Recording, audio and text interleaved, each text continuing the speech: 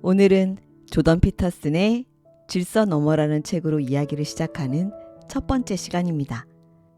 이 글은 저자 조던 피터슨과 그의 가족이 온갖 질병과 약물 부작용으로 힘든 나날을 보냈다는 근황을 전해주는 것으로 서문을 시작합니다. 딸은 10년 전에 심은 인공관절을 교체해야 했고, 아내는 악성 종양에 걸렸고, 그 와중에 자신도 약물 부작용으로 심각한 정신문제를 겪었다는 내용입니다. 책에는 자신의 병이 발병하고 치료되어 가는 과정에 겪었던 일들에 대해 비교적 자세히 서술하고 있어요. 전 사실 이 서문 내용이 상당히 무겁고 우울한 기분이 들어서 이 부분을 읽는 것이 그렇게 쉽지는 않더라고요. 그래도 작가가 이렇게 책을 내놓았다는 것은 분명 좋은 결과, 어떤 것이 있었기에 가능한 것이었겠죠. 평화롭게 돌아가던 질서의 세상을 넘어서 혼돈의 세상을 경험하고 돌아온 그가 우리에게 과연 어떤 이야기를 들려주고 싶은 것일까요? 다음엔 질서 너머 서문 후반부에 있는 내용을 이게 정말 그가 하고 싶은 말인 듯하여 그대로 한번 옮겨보겠습니다. 우리가 힘들게 얻은 지혜에 따라 행동할 때 원하는 것이 자연스럽게 드러나는 것이 질서라면, 혼돈은 우리를 둘러싼 잠재적 가능성들이 우리의 예상이나 시야 밖에서 뚫고 튀어오르는 것이다.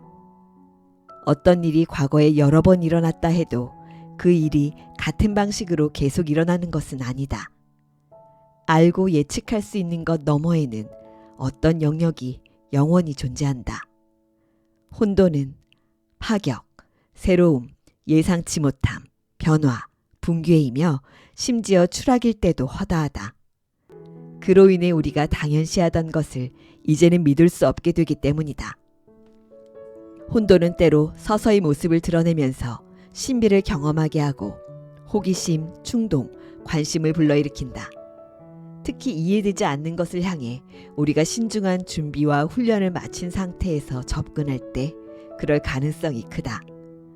하지만 예상치 못한 혼돈이 갑자기 끔찍하게 우발적으로 튀어나올 때도 있다.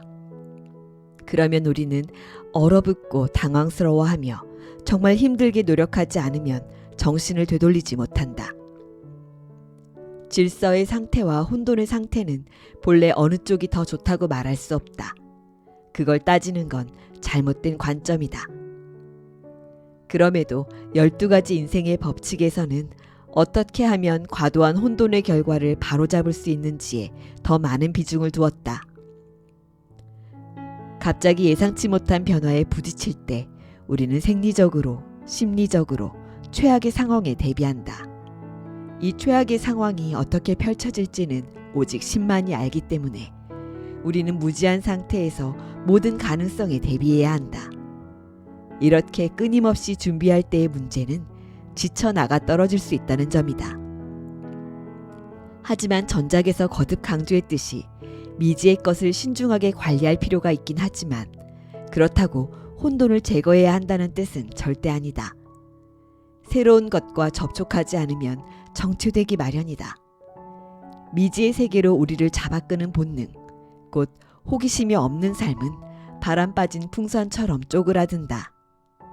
새로운 것이 어느 정도 섞여들어도 존재가 참을 수 없이 흔들리고 불안정해지지 않는다면 그것은 흥분과 매혹과 격정을 부채질한다. 12가지 인생의 법칙과 마찬가지로 이 책도 질의응답 웹사이트 쿼라에 처음 공개되어 대중에게 알려진 42가지 법칙에서 몇 가지를 뽑아 설명한다. 하지만 전작과는 달리 안전과 통제가 지나쳐서 발생하는 위험을 어떻게 피해야 유익할 수 있을까를 핵심 주제로 삼는다. 주변에서 우리가 통제하려는 것들이 엉뚱하게 흘러가는 것을 자주 보는 것처럼 우리의 이해는 불충분하기 때문에 한 발은 질서 안에 놓고 다른 발로는 그 바깥쪽을 디뎌 시험해 볼 필요가 있다. 그 변경에서 아직 화해하거나 적응하지 못한 것들과 마주했을 때 당황하지 않고 안정을 유지하면서 두려움을 통제하고 배움을 계속할 수만 있다면 우리는 가장 깊은 의미를 탐구하고 발견할 힘을 얻는다. 여기서 의미란 단순한 생각보다 훨씬 더 깊은 어떤 것이며 이를 향한 본능이 인생을 올바르게 이끌어준다. 의미를 따라가야 우리는 우리 너머에 있는 것에 압도되지 않고 시대에 뒤처졌거나 너무 편협하거나 너무 과시적인 가치와 믿음 체계에 바보처럼 현혹되거나 지배당하지 않게 된다. 이 책은 독자적인 토대를 갖고 있지만 전작과 합쳤을 때도 도교의 음향처럼 한 세트를 이루도록 기획되었다. 이 두 번째 12가지 법칙은 4년 전의 첫 번째 12가지 법칙보다 조금 더 현명하게 제시되었기를 바란다.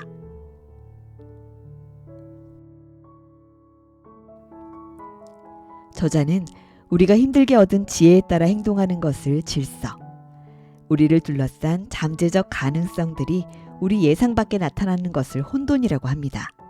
우리가 당연시하던 걸 믿을 수 없는 상태가 혼돈이라는 거예요. 저는 여기서 우리가 당연시하던 것에 대해서 한번 생각을 해봤는데요. 제일 먼저 생각나는 게 아이들의 교육이었어요. 네, 지금 뭐 학과 공부에 충실하고 좋은 대학에 가고 좋은 직장을 얻고 이게 인생의 뭐 성공. 근데 저는 가끔 그런 생각을 하거든요. 아이들의 앞으로 그들이 살 세상을 내가 전혀 모르고 있다. 그래서 그렇게 우리가 지금 내가 당연시하는 걸 나는 아이들에게까지 확신하며 말할 수가 없다. 네, 그렇다고 아이들을 갖다 모든 가능성에 대비한다고 해서 뭐 온갖 교육을 시키자는 건 그런 건 아니고요. 그래서 지금 생각에는 내가 너희들에게 어떤 판단을 해줄 수 없으니, 너희들 미래에 대해서는 어떤 판단을 해줄 수 없으니 앞으로 어떤 미래가 닥쳤을 때 스스로 자기 자신을 위해서 옳은 판단을 할 수 있는 그런 사람으로 그런 사람이 되는 교육을 하는 게 옳겠다. 뭐 그런 생각을 하고 있습니다. 이거 자꾸 어떤 기존 그런 거에 대해서 얘기를 하는 것 같은데 기존에 제가 다니고 있는 안정적인 직장에 대해서 한번 생각을 해보면 그 직장에서 벗어나서 어떤 다른 일을 시작하는 건 혼돈의 영역으로 뛰어드는 거겠죠. 그죠?